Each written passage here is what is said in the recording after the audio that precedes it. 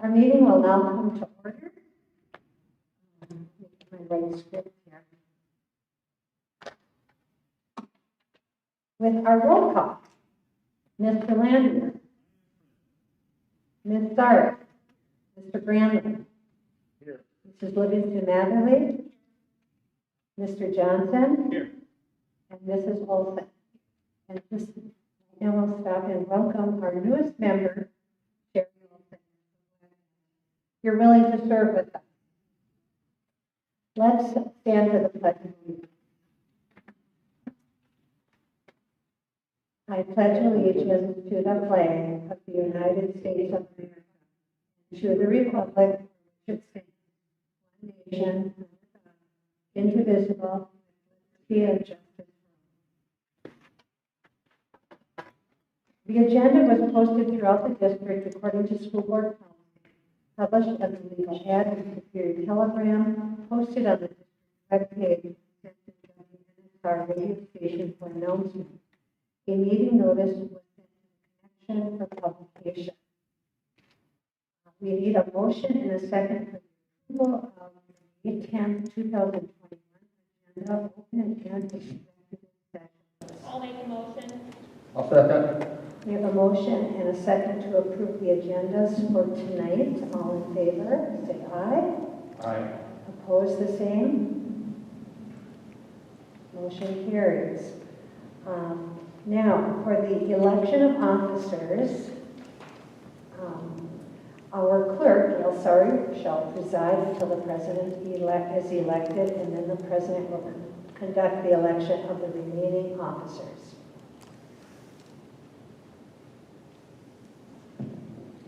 Okay. Procedure for nomination officers, we do not need a motion and a second. Voting occurs after all nominees have been made, or nominations have been, voting occurs after all nominations, and you can ask a question for a voice confirmation if there's only one nomination. If there are more than one, take a roll call vote, and then paper ballots can be requested. Okay, nominations are now open for the office of president. I nominate Nancy Newton. Both for the same purpose. Oh. Do you need a second on that? No. Nope. Nominations are now open for president. Nominations are open for president. Hearing no nominations. It's a unanimous ballot then for Nancy Lind to be president. Those in favor signify by saying aye. Aye. All opposed, same sign. Okay, motion is carried. Thank you. Thank you. It was a tough, long campaign. The mudslinging can now stop. I'm exhausted. Nominations are now in order for the office of vice president. I nominate Dana Livingston Mather. I nominate Adam Landwehr. Are there any further nominations? Are there any further nominations? Are there any further nominations? All right.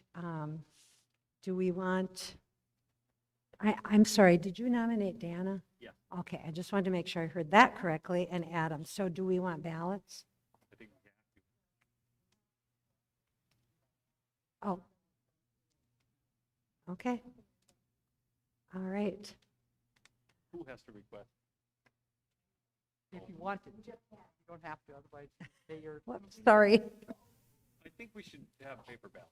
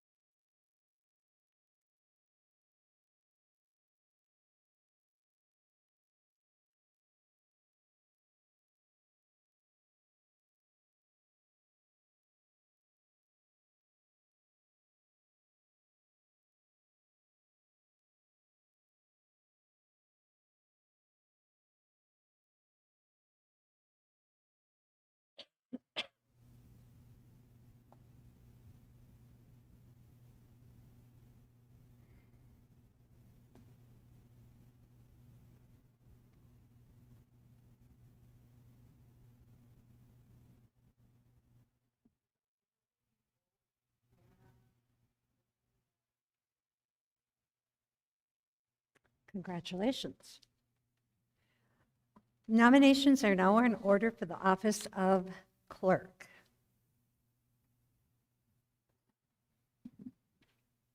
I nominate Gail, sorry. Gail Sari has been nominated for the office of clerk. Are there any further nominations? Are there any further nominations? Are there any further nominations? If not, nominations are closed. All in favor of Gail Sari for the office of clerk, please say aye. Opposed, say no. Congratulations, Gail. All right, nominations are now in order for the office of treasurer. I nominate Mike Adam Granlund. Okay, boys. Let's do one at a time. I decline. And now, I decline to nominate Adam Landwehr. Can I decline? Yes, I believe you I'm can. not, I'm still doing my civic duty, right? All right, Adam Landwehr has been nominated for the office of treasurer. Are there any further nominations? Are there any further nominations? Are there any further nominations?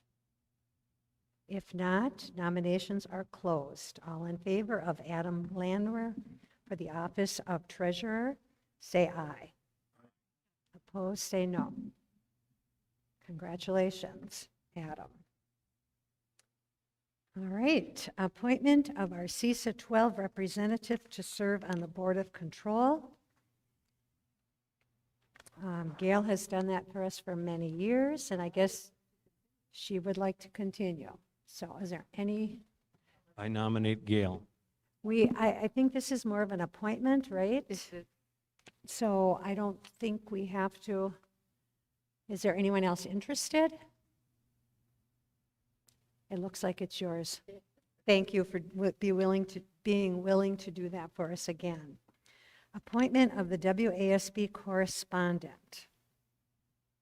So this person reports to us any news from the state that they think we might need to hear, and also serves as our representative at the convention.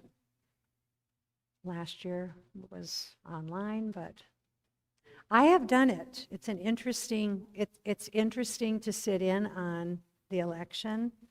Takes a little while in an afternoon. It's not a real time-consuming thing. Yeah, I got it in the first year too, Sherry. What do you think? Got the old head nod. Okay, all right. Is there anyone else that's interested? All right, seeing no more head nodding, I guess it's all yours, and we thank you for being willing to do that. All right, thank you, everyone. Appointment of board committees, you have a form. Before we go there, do we have, maybe it's further in the agenda, but since there's a new, for the check signing, Yes, is that that in is here? agenda item. Okay. Appointment of board committees, you have a form where you can fill out what your first and second choices would be. Yep. And it would be great to turn them in before you leave tonight. Right. And then assignments shall be made, and we'll let you know. There's a consideration for an executive session is necessary for those items exempted under open sessions according to Wisconsin State Statutes 19.85, 1, parentheses 1, C, and E. Included under these items are bus driver incentive adjustments, revisions, clarification, and activity buses for the 2021-22 school year. We need a motion, a second, and a roll call vote. I'll make, We have a motion and a second to move to executive session. Mr. Landwehr, Ms. Sari, Mrs. Livingston Matherly. Yes. Mr. Granlund. Mr. Johnson. Yes. Mrs. Olson. And I vote yes. All right.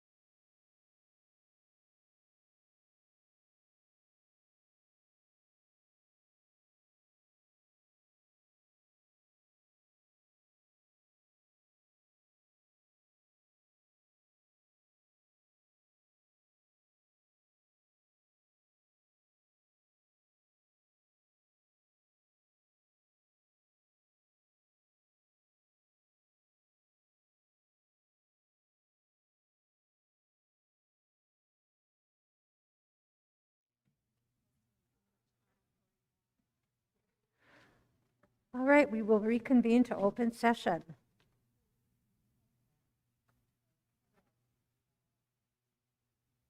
Okay. Okay. Okay, got it. All right, and we're going to go ahead and skip, right? Can Peggy, can we go ahead and move to the COVID thing right now? Okay. All right. We are going to jump to number 7, approval items, our COVID-19 safety procedures for summer school and the district office, because we have our nurse here and Kristen, and she can only stay for a little while. So I will Okay turn to that over to proceed? you. Mhm. Okay. I received a written communication because I had invited Kathy Ronke, Douglas County Health Nurse, to attend, and she said, we, meaning Lisa Fryer, who's assigned to us as a health officer, are unable to attend the board meeting tonight due to previous commitments. However, if the questions come up that you're not sure about, I'd be happy to talk with you afterwards. We've been having numerous discussions about school management of COVID down the road, but as of right now, there are no changes that I know of. The discussion has been mostly around masking and quarantine. I'm gathering information from around the county regarding numbers of people who were quarantined and the number who ended up developing COVID. This will help inform management of exposures in the future. Please encourage people to utilize the community vaccine clinic at Westman Arena. We anticipate the age for children to qualify for Pfizer vaccine to drop to 12 very soon, this week or next. Children who are vaccinated do not need to quarantine if they are close contacts to positive cases, as long as they don't develop symptoms. It might be helpful to remind people of that. The majority of cases in kids has been the over 12-year-olds, so vaccination in this population is important. That was from Kathy Ronke.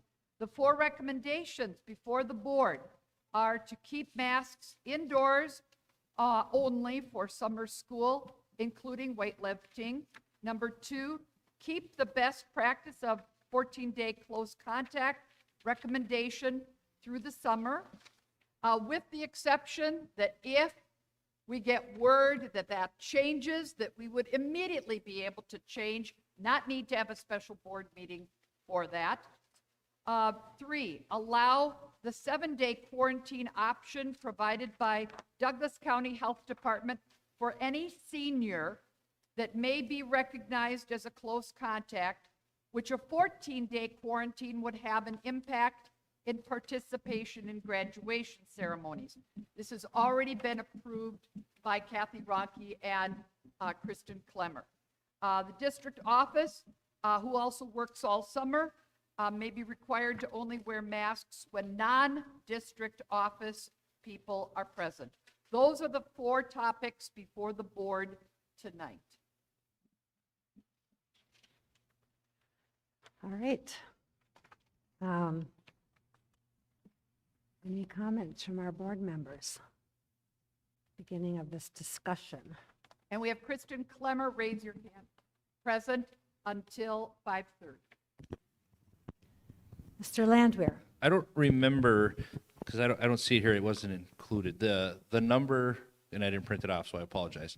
The number of close contact quarantines we've had for this school year.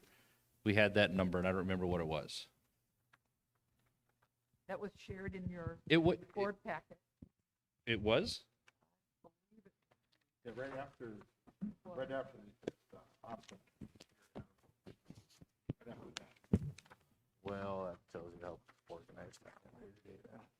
I don't know if it's for the year. Is it in this? No. There's some information on well. What's the number you're looking for, Adam? Adam, we've got this one. The total number Report of, this one. Yep, April and May. I apologize. April and May.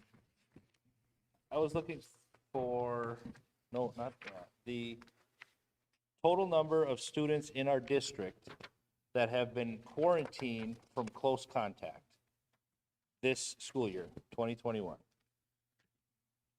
I think that, because I thought that was the second item that we requested, well, at least that I had asked for. It was the same one, I believe you forwarded that email off to Ms. Hildred. Yeah, But I don't think that made it in here. I've got the full one. I think it's on our email.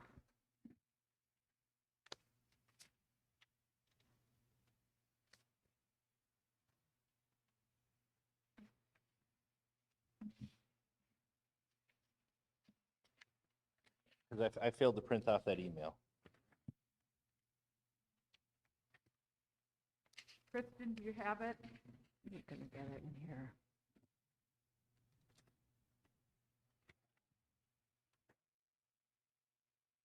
Not gonna work in here.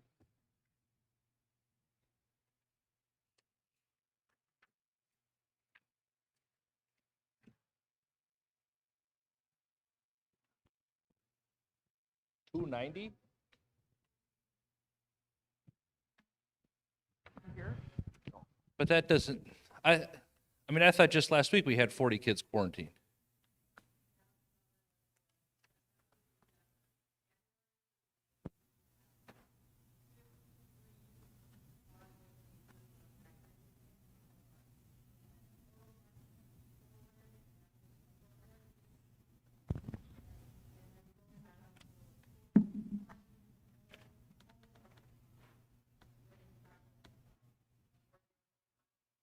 Yeah.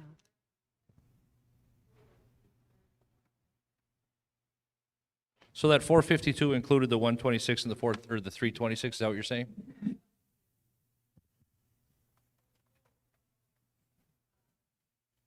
No, but I wanted to know how many kids were at home quarantined that were not positive cases.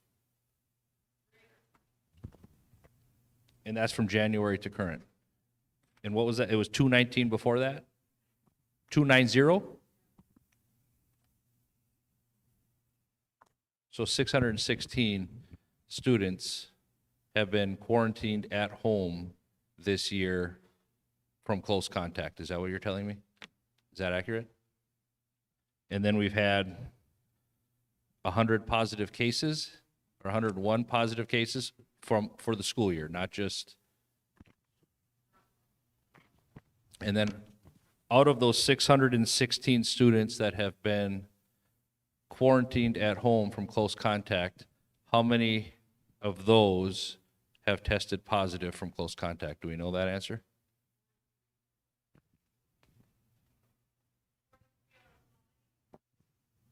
Out of 616?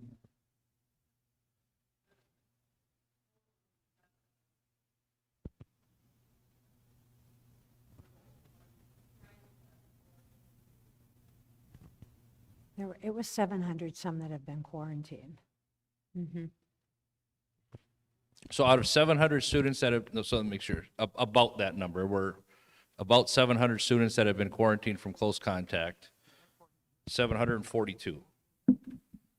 43 have positive, we have confirmation that that 43 of our 101 positive cases happened from close contact while at school. No.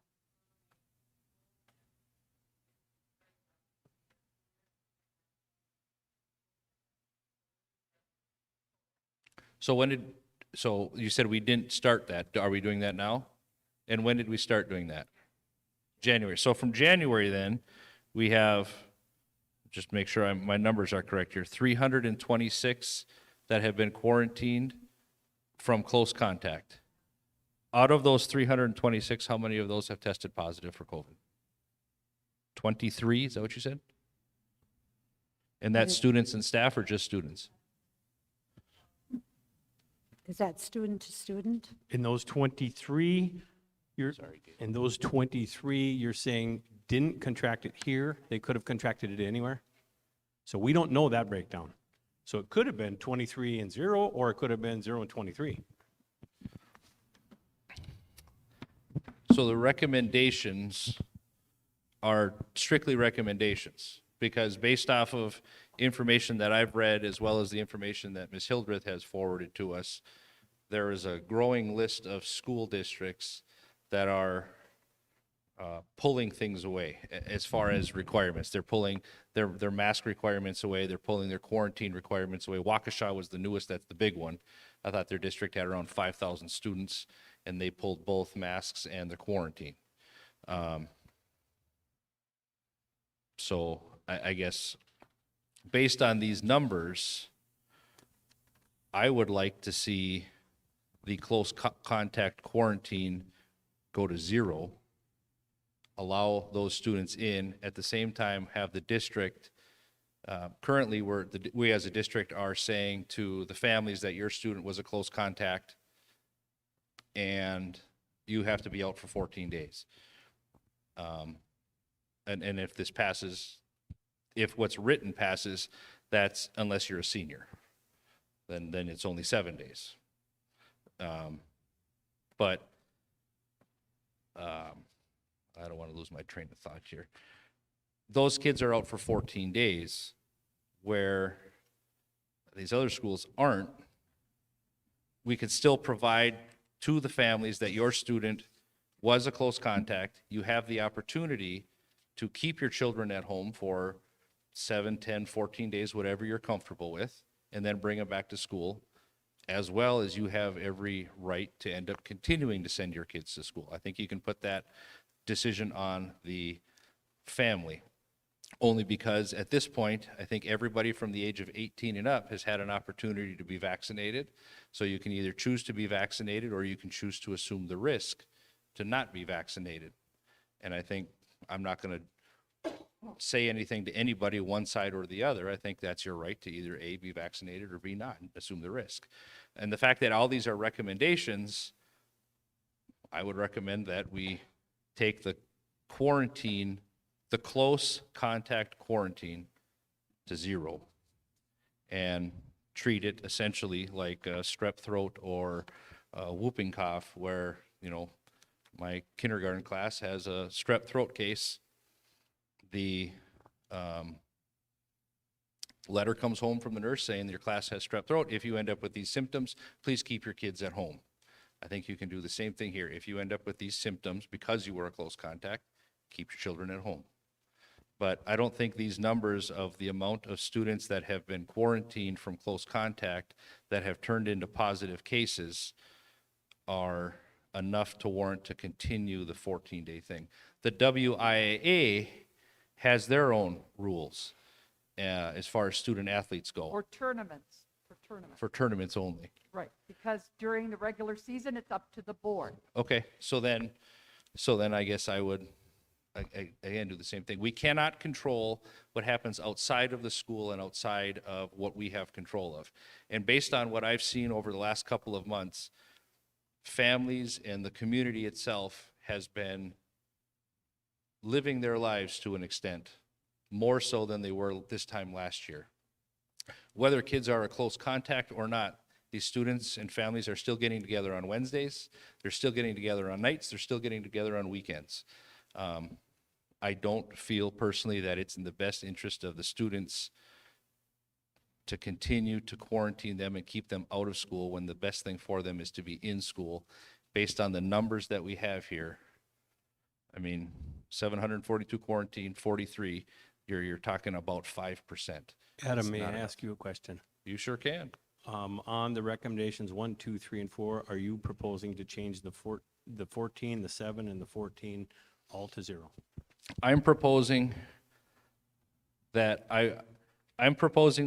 if we keep masks indoors for the rest of this school year and summer school, I'll stomach it. The 14-day close contact goes to 0, number 2. The number 3, 7-day quarantine option goes to 0. And number 4, I'm fine with. 4. That's what I'm fine with. On number 3, there's 2 spots in there, one where it says 7, one says 14. That's because it's saying a senior is a close contact can go to 7 days, everybody else is at 14. So what my confusion there is you can have a high school class with freshmen, sophomores, juniors, and seniors in it. You have a close contact and the freshman, the junior, and the sophomore have to stay home for 2 weeks, but if you're a senior, you can come back to school after 7. At the 7, you could come to graduation. You're trying to not have graduation taken from, But if it's only 3 days, you're still at home. if it's 3 days from graduation, yeah, you would be at home. And, Yeah. and I don't feel that these numbers warrant the current recommendations. I'd like to see it go to 0, let these kids get back to it. We can keep masks till the end of the school year. I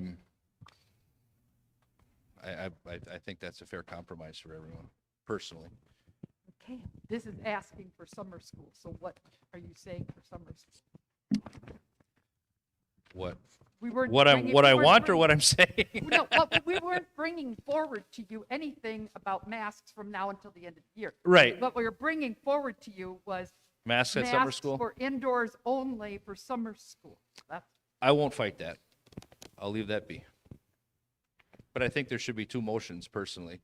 I think there should be the mask motion for summer school, and I think there should be one to take close contact quarantine down to 0. And I guess with that being the case, I'll make a motion to make the close contact quarantine go to 0 effective immediately. Do we have a second to that? I will second that. Okay, What is let's, happening here? well, we can discuss, we're not done discussing. We have a motion and a second, we can continue to discuss. So what's being said is, don't even see it on here. Where am I not looking? What we're saying is, if you have contact with somebody here, you come back to school the next day. Where is that on here where we're supposed to? it's not, make a that's note? not what the recommendation from administration Oh, is it's from. adding a motion. It's changing this. It's changing Changing the the motion. recommendations of admin team. I'd kind of and like to hear from the nurse, maybe. would you be able to go to one of the microphones, Kristen? Dana is asking your thoughts as to why our admin team made the recommendation we did. Anything that you wish to communicate?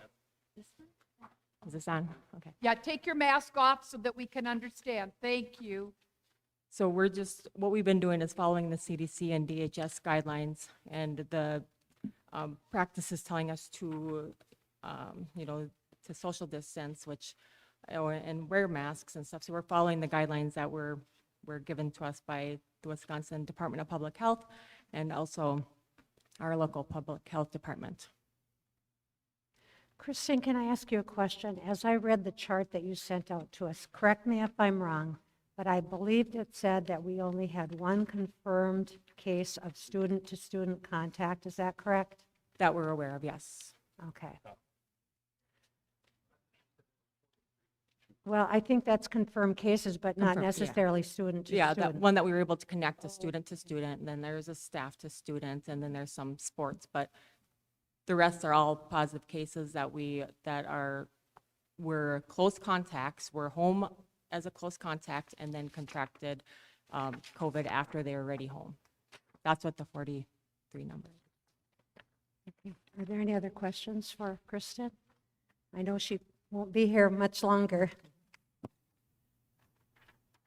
Thank you, Kristen. Sorry to put you on the spot.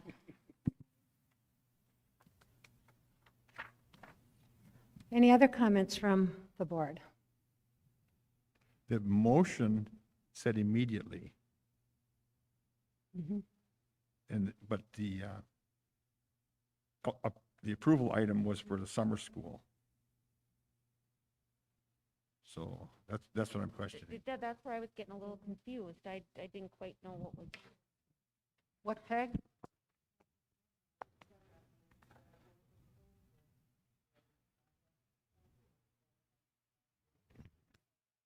Et cetera. So the et cetera allows that motion to occur. Okay. The legal seminars, webinars that I have attended have asked us to stay the course from now until the end of the year. Summer school, it's completely, there was no guidance on that. Admin team did meet. It was 100%, consensus of admin team to bring you the recommendations. I respect that everyone is allowed to make those decisions, but our recommendation was to stick with the CDC, because you do have to ask yourself, are our numbers so low because we are following? We don't have definitive answers. Other than I'm not asking to remove masks at this time. I'm Right. not asking to change the social distancing guidelines that are currently in place. I'm not asking to change the way that the schools are currently operating as far as those go. What I'm saying is the numbers that we have year to date, in my opinion, don't justify having 742 students be gone for 14 days when there's been one positive student-to-student contact. I'm not saying let's yank masks and everybody hug it out in the gym. That's not what I'm saying. I'm saying all that stuff can continue to be guideline as it is, but if you are a close contact, as opposed to having those students go home for 14 days, you're able to come back if you choose. If the family decides that they want to keep their students home, they have every right to do that. And I think it's the district's responsibility to share that, just like we're currently doing, instead of calling them and saying, hey, your student was a close contact, you need to be home, and you're eligible to come back to school this day. It's now your close contact. If they end up having these symptoms, you need to keep them home.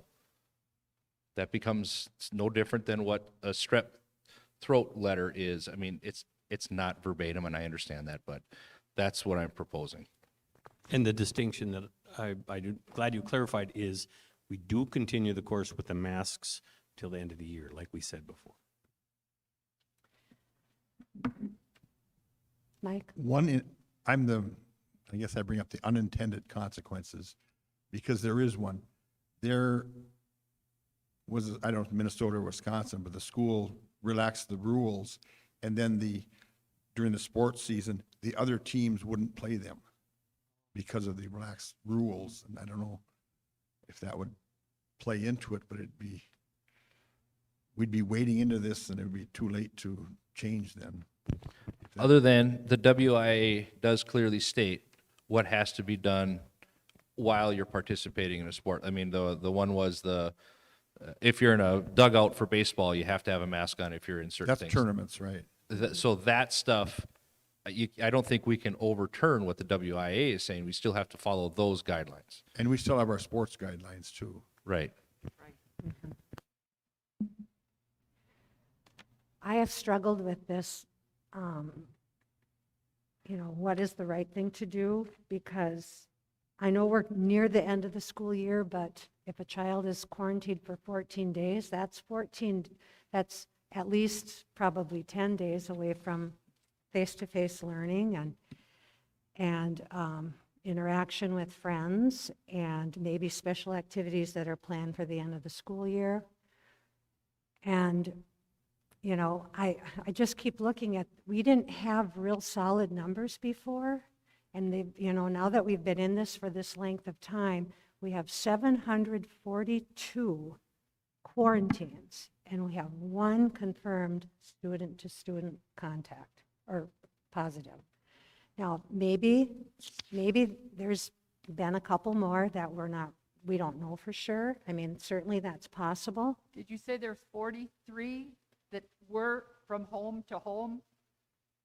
It could be, yeah, that's what I'm leaving wiggle room for there could have been a few more, probably.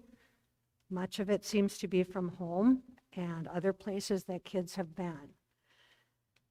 So I think I can support doing away with the close contact 14-day quarantine, but certainly continuing with all of our other protocols of, the hand sanitizing and washing and the masks and the social distancing.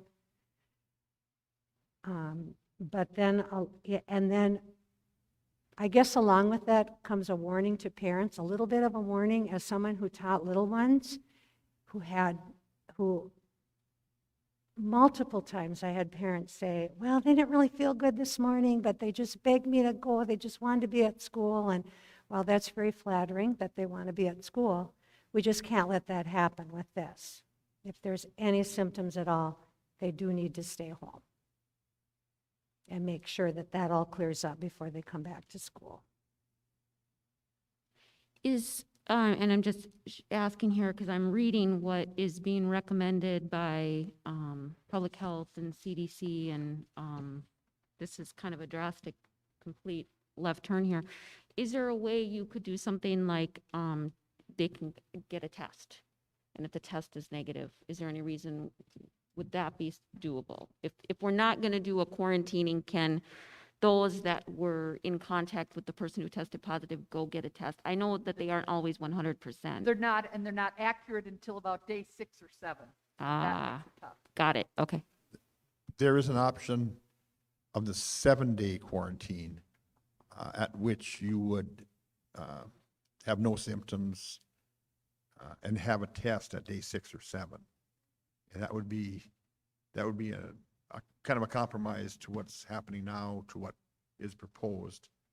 But with those numbers, we're going to be sending lots of people to get tested for the percentage, the tiny percentage that, have been tested positive. So it's still, we're going to come back with mostly negative tests, I believe. We hope so. Right.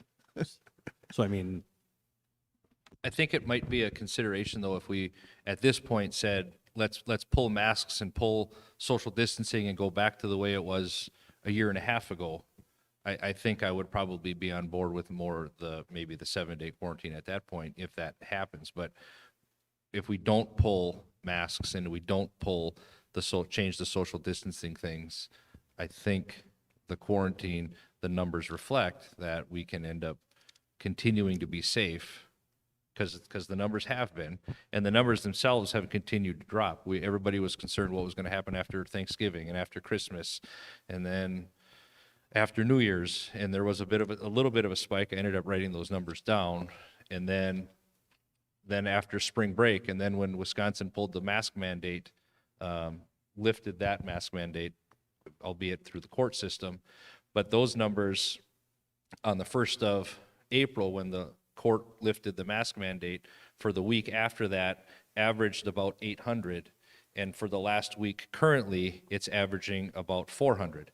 So it's about half, and the state has ended up pulling a mask mandate. I'm not saying that that's where I'm going, but I'm saying is those numbers are continuing to go down with the vaccine administration continuing to go up.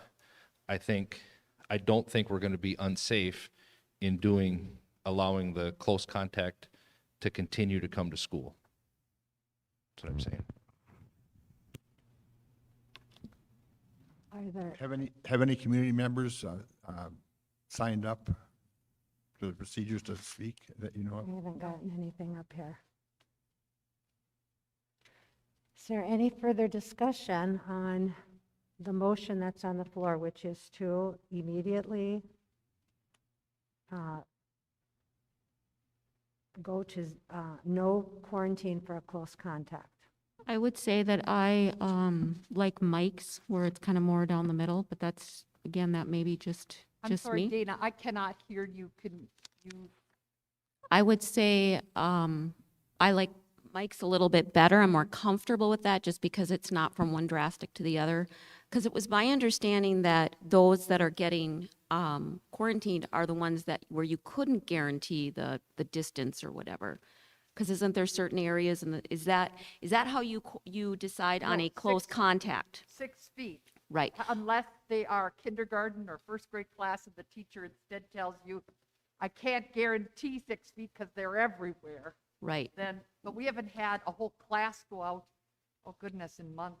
So that's what I'm saying is, when you have somebody quarantined, is it someone who was in a position where you couldn't guarantee the 6 feet? Is that the whole? Correct. Or they were Okay. under the 6 feet for 15 minutes or more.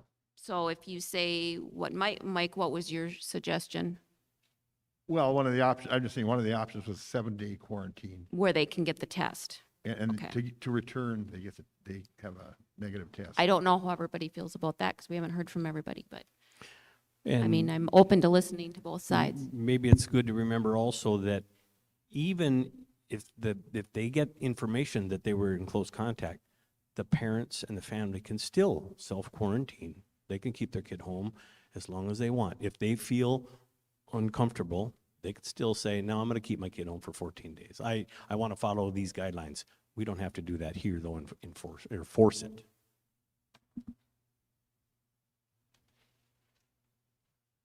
Are there any other comments? Otherwise, we will have to take a vote here.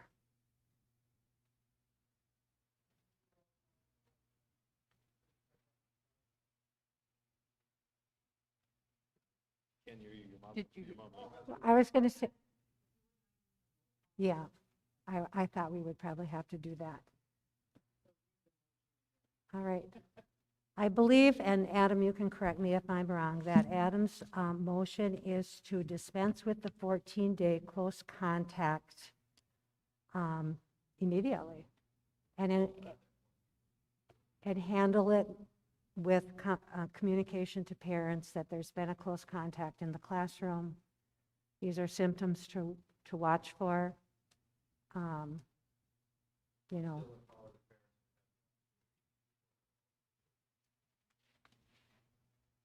Right. So it kind of becomes like almost like a strep throat or a whooping cough or a head lice, where the family is informed to be on the lookout, but they're not required to have their child out of school for. It's 14 days. I know it's not 14 school days, but it could be 10. Certainly. But the parents would be allowed to keep them home once they're notified. Yes, and then they would be online. All right, let's do a roll call vote. Mr. Landwehr, Yes. Ms. Sari, Mr. Granlund, Yes, Mrs. Livingston Matherly, No. Mr. Johnson, Yes. Mrs. Olson? Yeah. And I vote yes. Motion carries.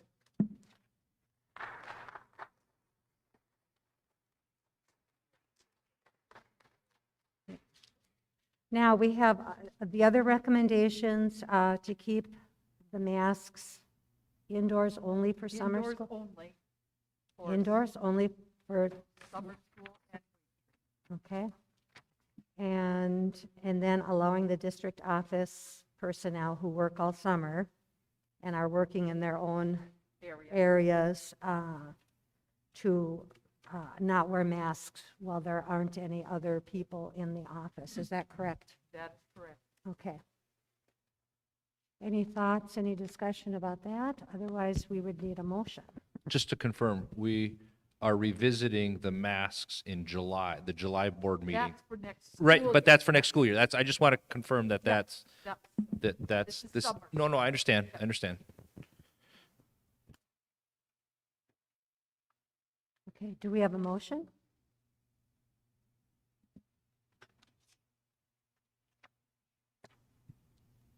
also move. Do we have a second to the motion? I'll second. We have a motion and a second to keep masks indoors only for summer school, including weightlifting, and to allow the district office people be required to only wear masks when non-district office people are present, office people. I think we can do this. I have a discussion? question. Yeah. I just want to clarify, when it's summer school, it's my understanding that they're going to try to do as many things outside as That's possible. correct. So hopefully the majority of this is going to be outside anyway, correct? Okay, I'm getting a lot of Ms. head Craig, nods. that's correct, isn't it? Yes, nodding head. Okay, thank you. All right. So we have a motion and a second. All in favor, say aye. Aye. Opposed, the same sign. That motion carries. All right. I believe we are done with that part then. So we're going to bounce back now to our consent agenda. Who wanted to thank Kristen? She's already gone. All right, we have under A, we have the April 12th, 2021 regular board meeting and the April 19th, 2021 special meeting minutes, open and executive sessions. And then we have our treasurer's report, Mr. Granlund.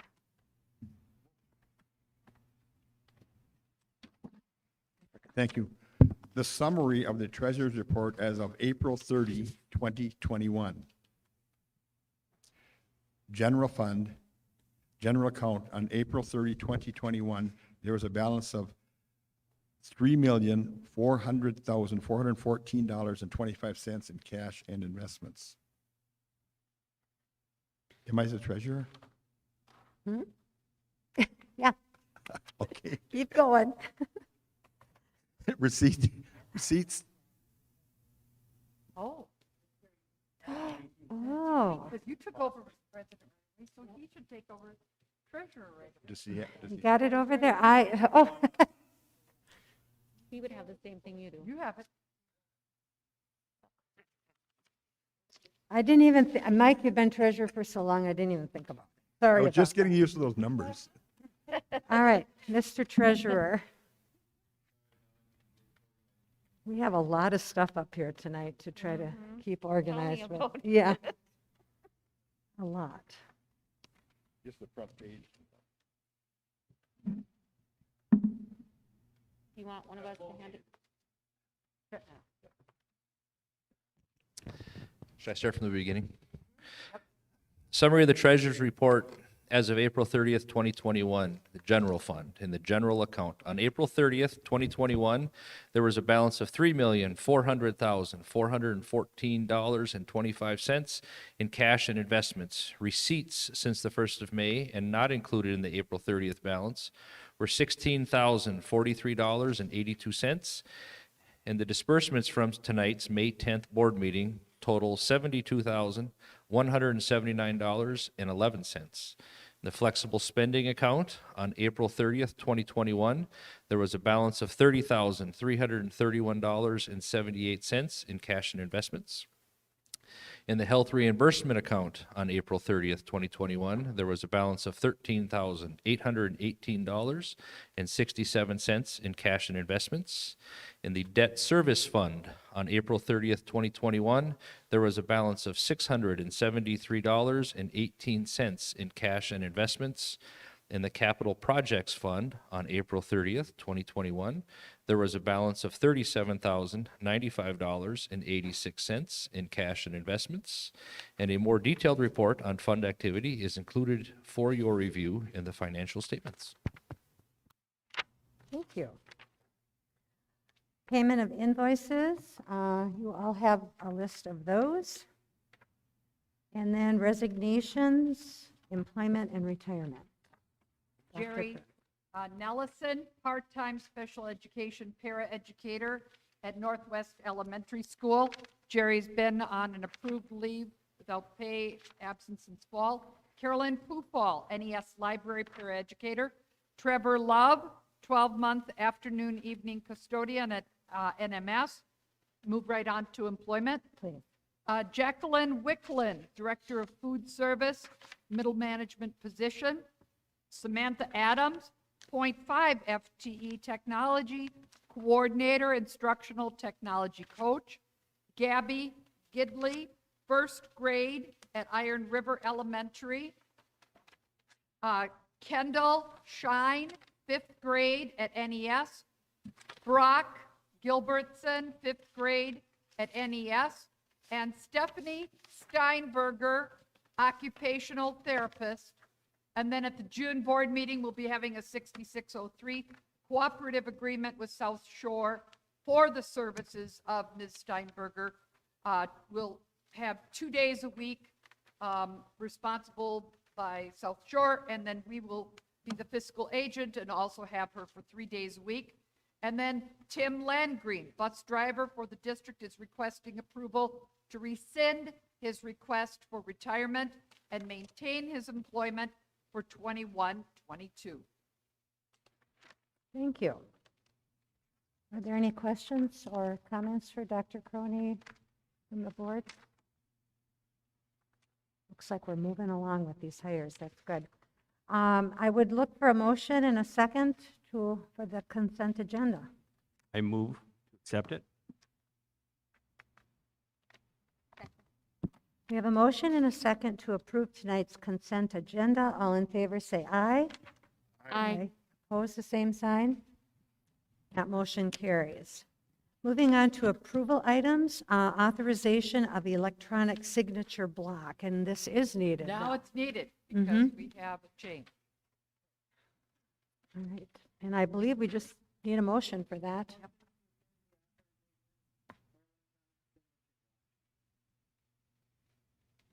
Second that. We have a motion and a second to approve the authorization of the electronic signature block. All in favor, say aye. Opposed, the same. Motion carries. Item C, bus driver incentive adjustment. The recommendations would be for signing bonus for the substitutes after 20 days of service, and then they would be eligible. To allow Lester to be flexible in the nuisance routes if they are attached to a beginning route or an end route. It would just be those time blocks. If it's the middle of the day and they're already home, Lester would have the authority to go up to 2 hours for something like that, if he can't figure it out going by the per hour. And then to make the $600 stipend for not using more than 4 sick leave days during the contract year, or the person not taking more than 4 leave without pay days in combination. There's a total between both of those, sick leave and leave without pay days, is not more than 4. Those are the items before the board. Do we have a motion? I make a motion that we accept those. We have a motion and a second to approve the incentive items for the bus drivers as Dr. Coney just spelled out. And we'll take a roll call vote on that one. Mr. Landwehr, Yes. Ms. Sari, Mr. Johnson, Yes. Mr. Granlund, Yep. Mrs. Livingston Matherly, Yes. Mrs. Olson, and I vote yes. That motion carries. Activity bus ridership and proposal for the 2021-22 school year. I make the motion. I'll make the motion that we continue the activity bus routes as they are this current school year. And this would be for 21, 22.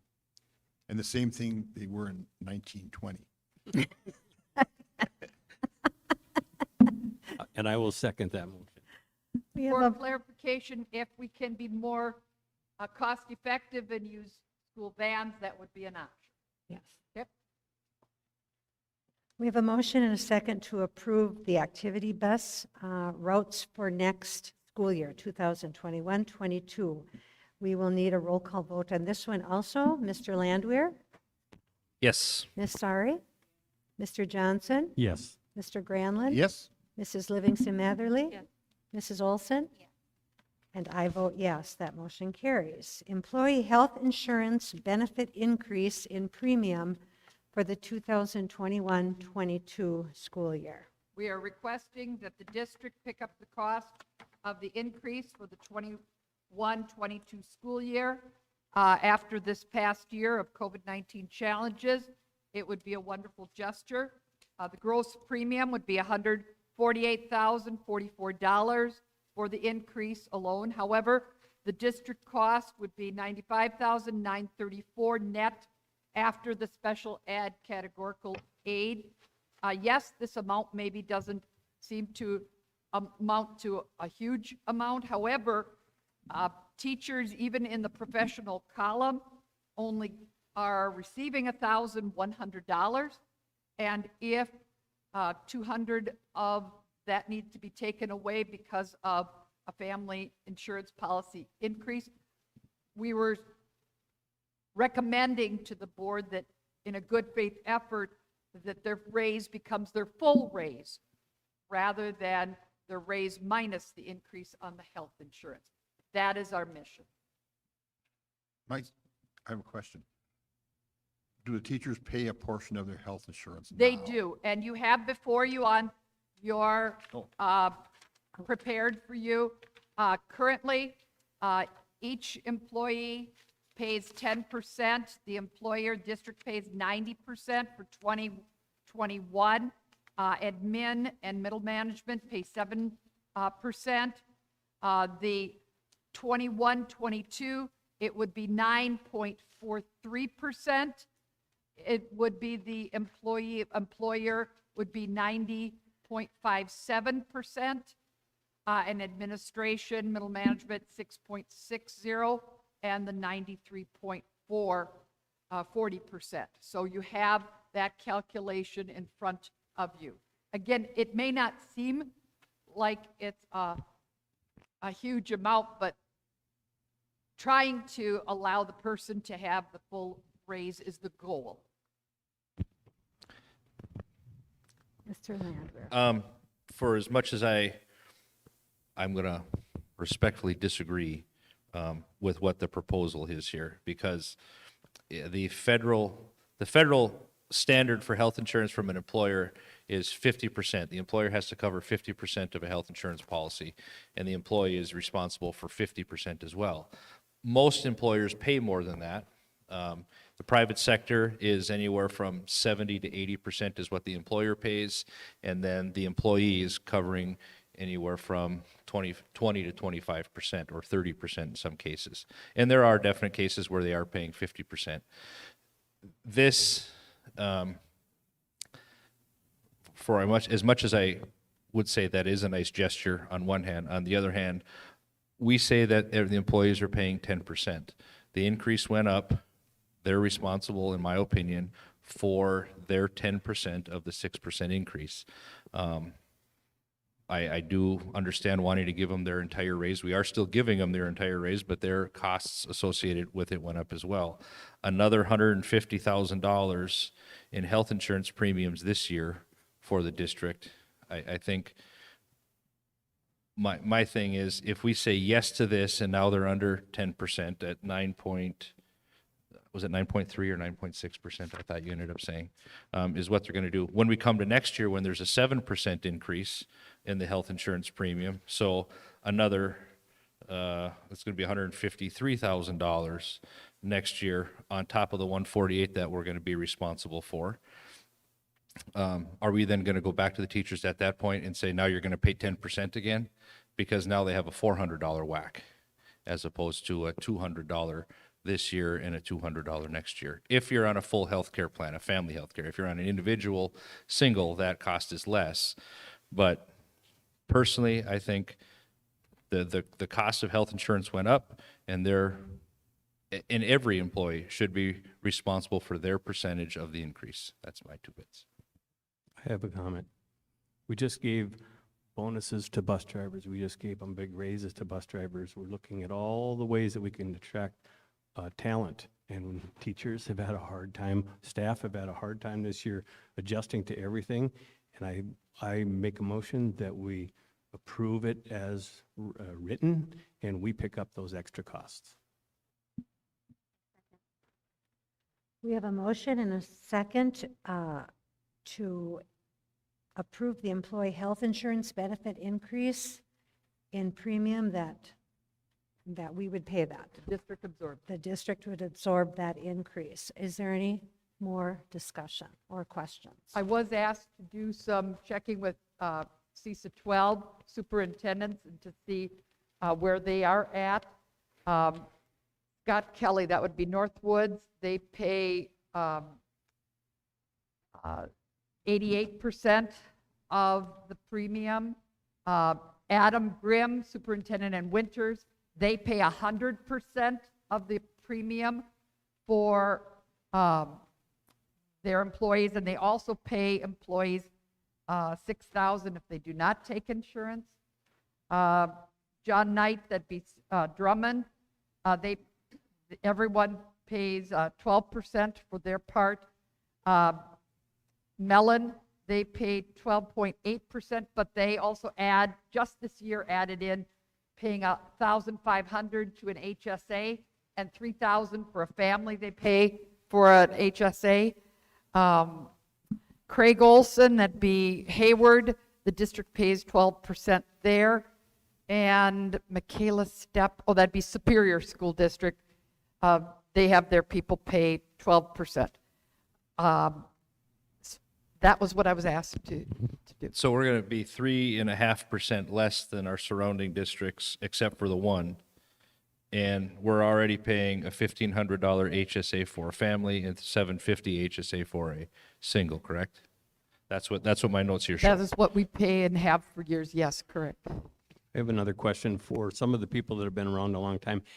It seems to me that many, many years ago, teachers were frozen in their pay, and they didn't get pay raises for many, many, many years. Is that true, or is that not true? It happened twice in the last 6 years, and it happened for at least twice prior to my arriving. So it's happened 4 Right. years already where employees, all employees, not just teachers, Yep. were frozen. Administration, all were frozen. But yet the cost of living went up every year. It did.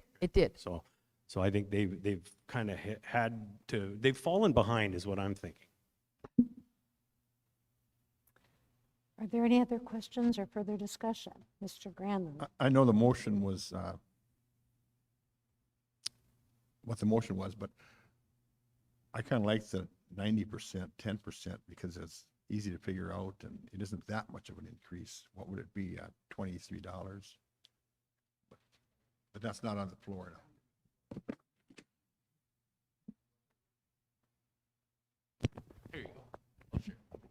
I really have to make a plug for our support staff, because a 2% raise for them, I mean, they're at the bottom of the entire organization's wage strata, and 2% increase, I mean, if they're paying the same as everybody else, I think it affects them a lot more. And I guess that's, for the teachers, myself, I mean, the administrators, middle management, it's not quite as big a bite out of our paychecks as for somebody that's working as a support staff on our insurance plan. Anyone else? So the motion, once again, is that the employee health insurance benefit increase in premium for the 2021-22 school year would be absorbed or paid by the district rather than by the teachers, or the staff, I should say. We will take a roll call vote on this one as well. Mr. Landwehr, No. Ms. Sari,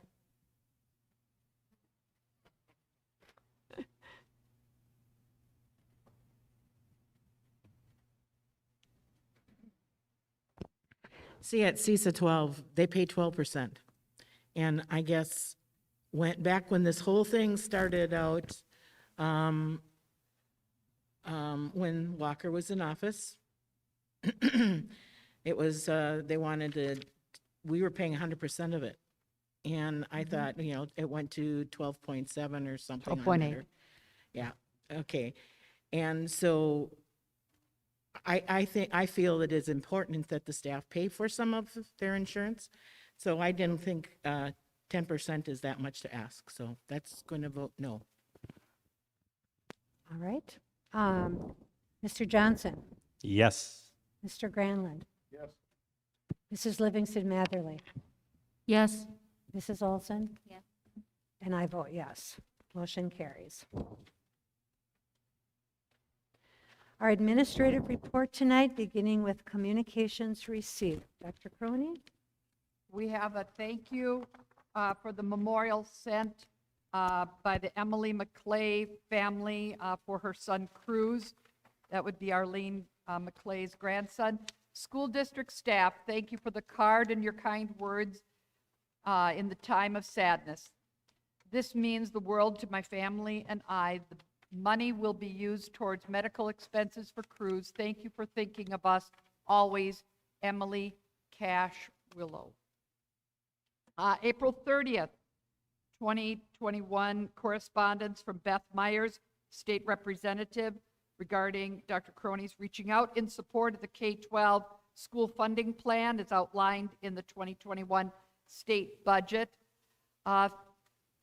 See a video from Charmaine Swan of the American Lung Association in Wisconsin for a report on FACT with students from Northwestern Middle School and the work that's being done regarding education prevention efforts of vaping. Mrs. Kaufman is their advisor. Thank you.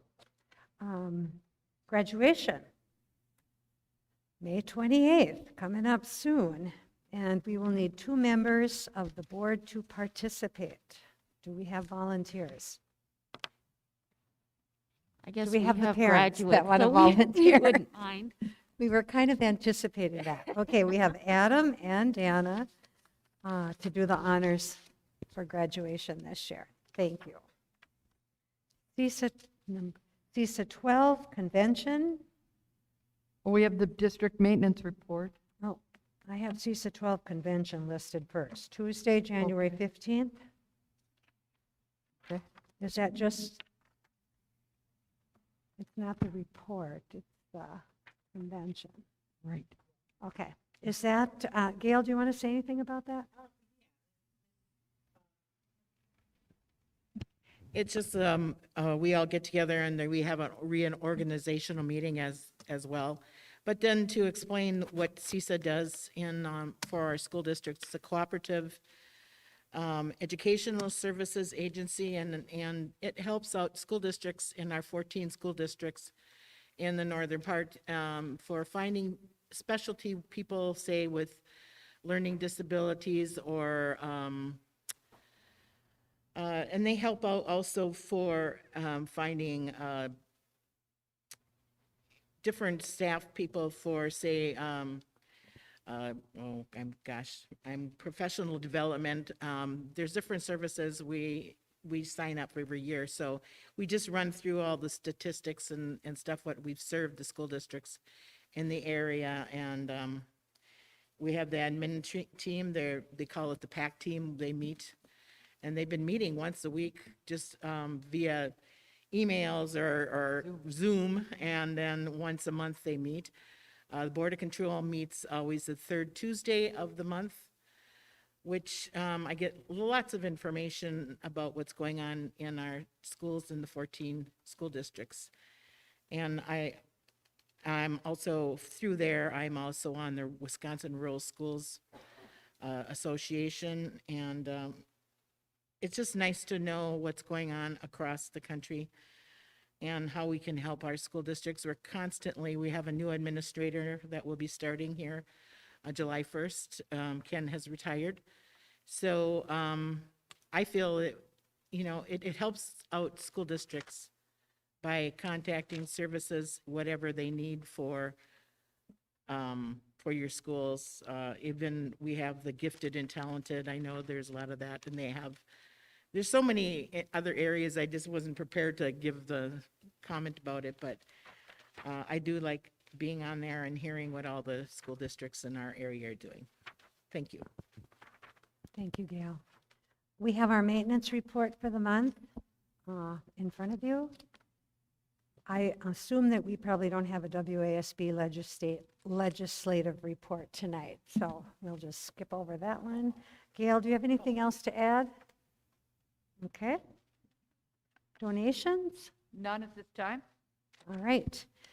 We all have reports from all of our schools and our principals and our director of special ed, as well as our athletics activities coordinator. Comment? Comment? I'd like to thank the principals and sped director and the AD for those reports, because it really tells you what's happening in the schools and how busy they are and the responsibility they have. So a giant thank you to those folks. Very nice. Student representatives. Do we have Trent and Lucy?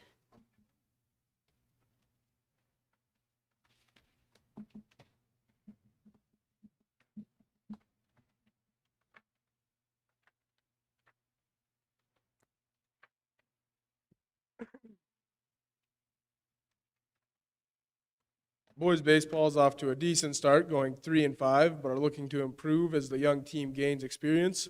They play next tomorrow in Chautauqua. Girls softball has had an impressive start to their season, only having one loss. They play Chautauqua tomorrow as well. Track is doing really good so far, with many athletes finding success. The next meet is Thursday in Chautauqua. Boys golf is also doing well with the young but solid team that is competing in conference meets throughout the spring.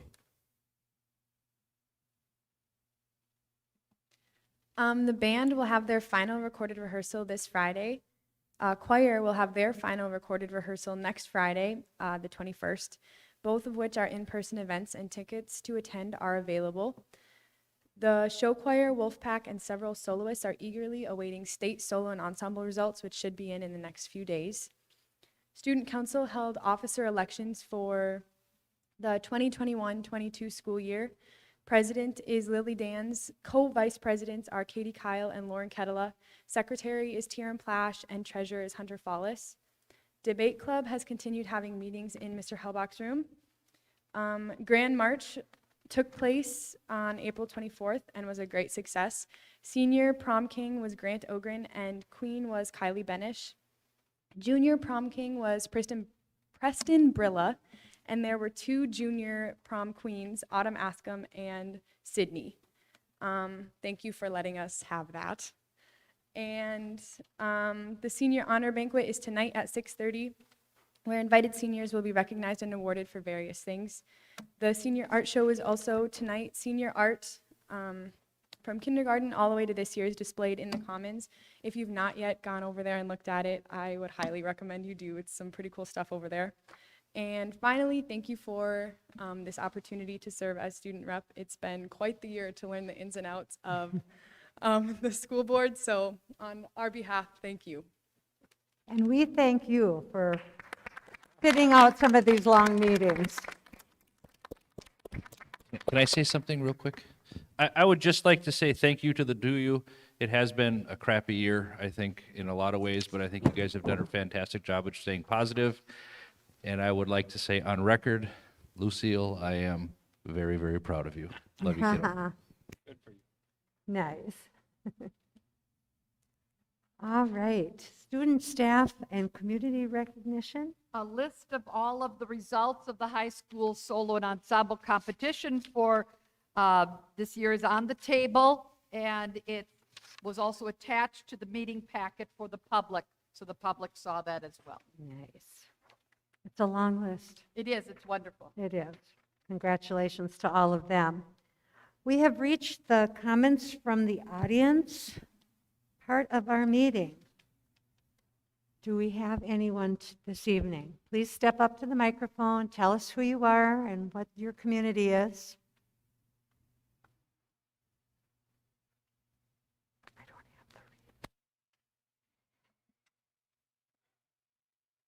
Hi, I'm Judith Cheney. I'm from Brule. I want to say, first of all, thank you. I'm really excited about the quarantine going down to 0. It's one of the reasons why we kept our kids home this year, because I would constantly have a kid in quarantine. So I'm very thankful, hopefully that's one step closer to getting my kids back into school for the fall. I'd also like to say 5 o'clock's a really bad time for a board meeting, and if we could at some time in the future talk about moving it to a better time, so that way hopefully we could get more community members to be able to come. It's just a bad time at 5. Thank you. Thank you.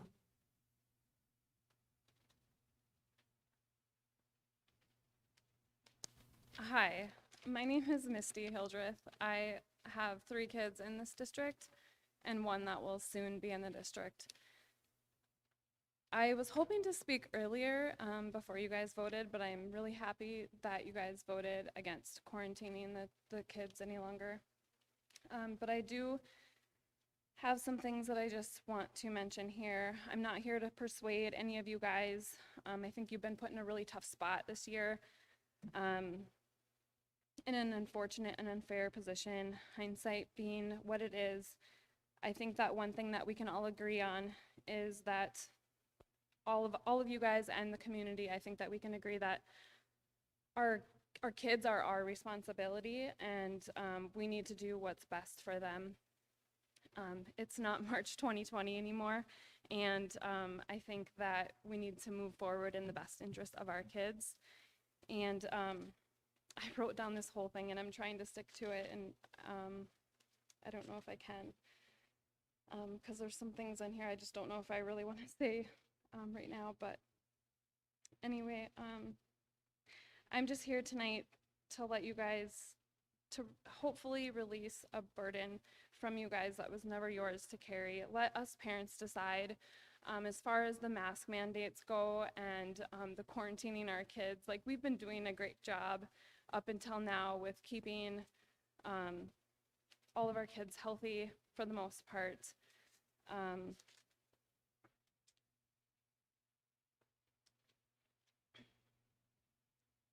I just think that it's really just up to the parents. I can't even read this because I'm getting off track, but I just think that we need to just give the responsibility back to the parents and let us do the decisions of if we want to wear masks on our children.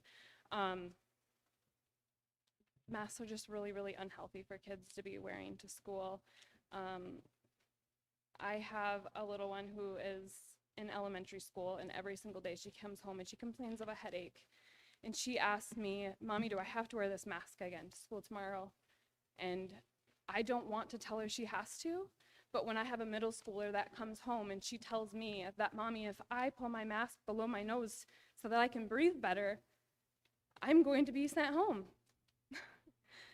The way that we are punishing these kids for pulling a mask, a cloth that is filled with bacteria over their face so that they can breathe better, that's not okay. And it's been way too long, and you guys need to do better. I know that you guys are going to say, "But the CDC says so." We did not vote for the CDC. We voted for you guys, and you guys need to stand up for our children and for what's right for them, because I know that myself and many other parents will not be putting their kids back in public school system if you guys are going to be mandating them to wear masks on their face 8 hours plus a day. I think that's all that I have to say, but thank you for your time. Thank you. Hi, my name is Amanda Liebert. I have 3 kids in the district. I grew up in the district. I chose to raise my kids in this district. And I voted for some of you in the school board, and I hope the rest of you that I didn't have a choice to vote in, or you were voted in prior to me really thinking I needed to be involved in this process. I always loved this district and just assumed everybody wanted the best for our kids. So that being said, those of you that vote for our children to wear masks against tons and tons and tons of research that says kids don't need to wear them, the teachers in this district, the adults in this district, from custodians to office staff, everybody has the option and the ability to get a vaccine now. So for those of you that think that kids are, quote, resilient and kids can just wear masks and move on with it, I beg you, maybe those of you that think that don't have children in the district or children that are wearing masks. Maybe you have grandkids that you think are doing just fine, or you're oblivious to your own children and you think they're doing just fine. Let me plead with you that they're not doing just fine, and they're not resilient. If we could take a poll of our kids,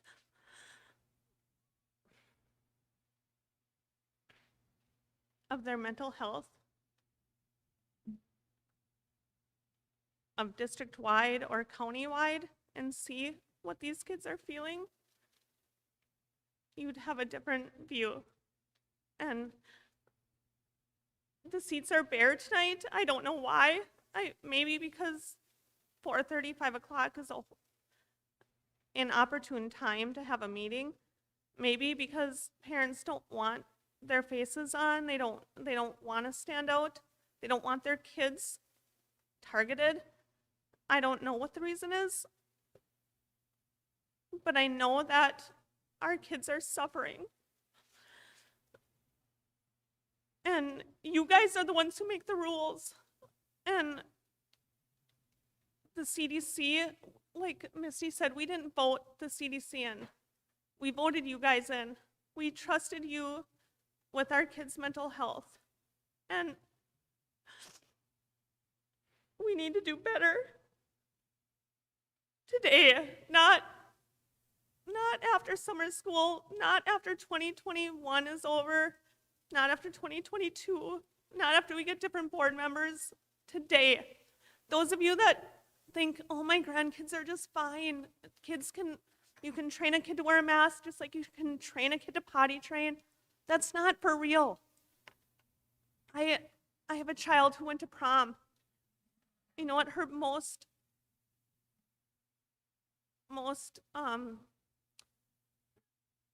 the thing that she loved most about prom wasn't that it was prom, which is what it should have been. It was that people were acting normal. There was less masks.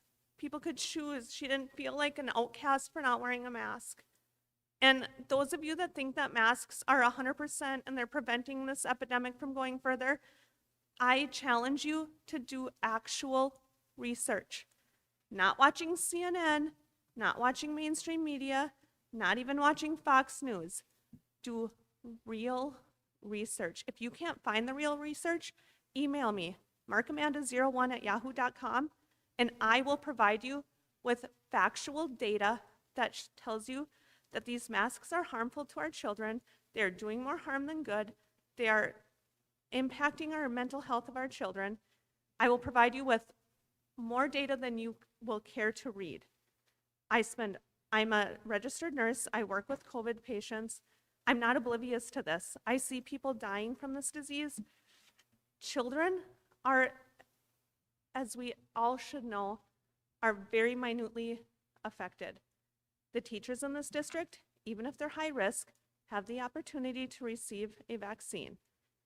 The CDC itself, who everyone praises, says if you are an adult who has received a vaccine, you can be around unvaccinated children. Let our kids choose if they want to pull the mask down to breathe fresh air. They should not be afraid that they are going to be sent home, that they are going to be suspended. Parents had talked about doing a video of children in the district who could state the negative effects that these masks and quarantine has had on them. And we decided not to because we didn't want to put them in that position. But rest assured, the children in this district are either already self-harming or very near self-harming because of the masks. If you're sitting there rolling your eyes or thinking, I'm nuts, that's unfortunate because our children are suffering.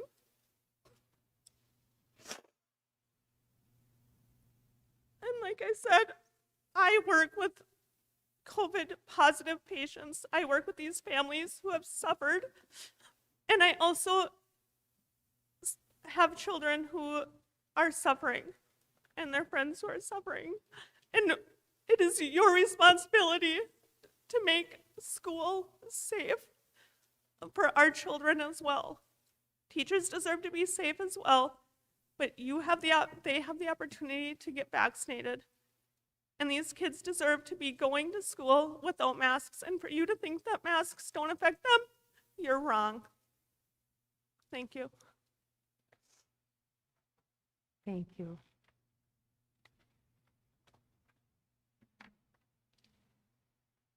I see no one else at the mic, so I would ask for a motion to adjourn. I'll second. We have a motion and a second to adjourn the meeting tonight. All in favor, say aye. Aye. Opposed?